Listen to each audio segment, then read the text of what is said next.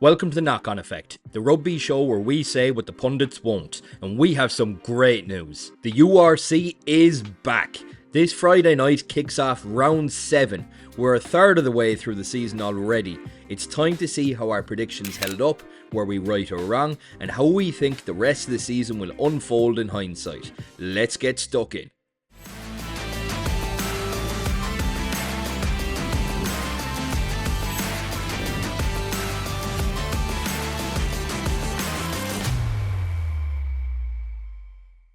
So in the summer, we gave our predictions for the URC season. It was one of the first videos on the channel.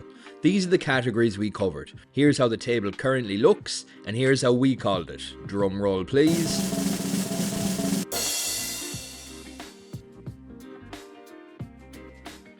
Right, so where to begin? Might as well start off with the elephant in the room. Munster. Fuck me, I didn't see this coming. We have a tendency to start the season off slow, but this is becoming a joke. The loss of Roundtree was completely unexpected. The optimist in me says all we have to do is finish 8th to be in with a chance of one of the greatest comebacks in the history of the sport. It'd be fairly fucking handy if we'd a head coach appointed all the same though. The other 3 teams at the top we called correctly. Leinster look formidable, Glasgow picked up where they left off last season, and the Bulls look lethal. If you're enjoying the video, please do make sure to like and subscribe. It honestly massively helps us out in creating more of this kind of unfiltered rugby content. Back to it. The bottom 4 is another area we got largely spot on. Zebra have struggled to accumulate points. The Dragons and Ospreys haven't stepped up since last year. The surprise here being the Stormers. Granted, they have a game in hand, but they haven't performed well on the road, and that'll have to change if they have any chance of making the top 8. Regarding our flop of the season, the jury's still out. To be fair, putting RG as our flop of the season was slightly in jest, but in past years, his injury record has been abysmal. If he can avoid a lengthy stretch in the sidelines while maintaining the level he's currently showing, he'll have well and truly proved us wrong. Next is player of the season. So far, Kurtley Arendse is the joint leading try scorer, sitting on 4 tries with a game in hand. He has looked utterly lethal on the wing for the Bulls.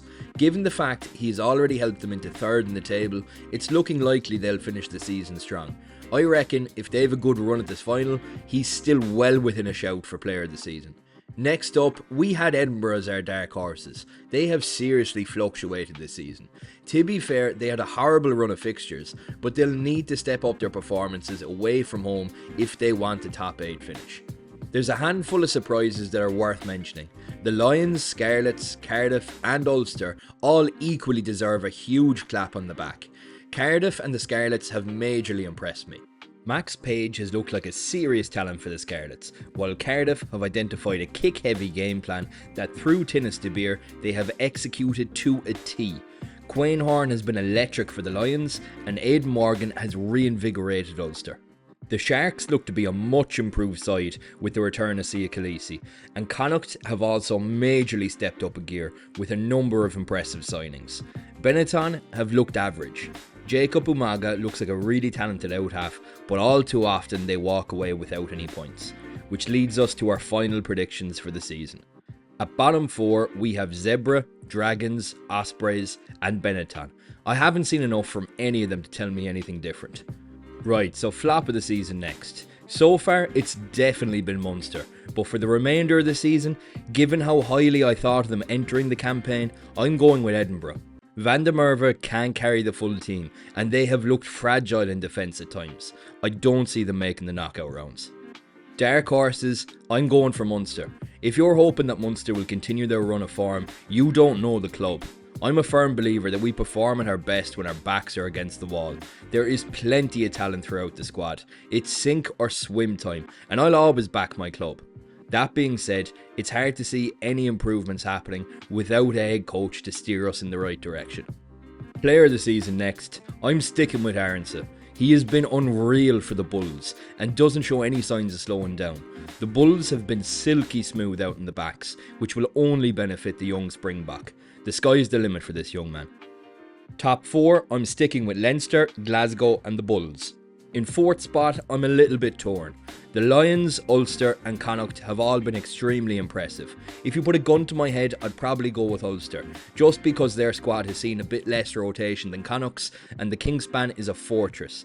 That being said, no one expected Connacht to be clicking so well this soon after introducing so many faces. When it comes to the Lions, they have an uphill battle ahead of them when travelling away from home over the winter months. Typically, they haven't been great travellers.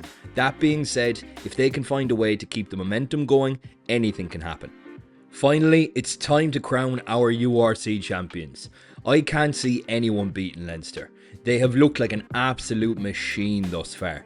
The only unanswered question for them is, can they finally shake the stigma of falling at the final hurdle in the business end of the season? Have your say in the comments. Let us know who you think will be crowned URC champions. Be sure to stay tuned as we'll be doing our Team of the Autumn Nation series after the final matches this weekend. Cheers for watching, catch you at the next one.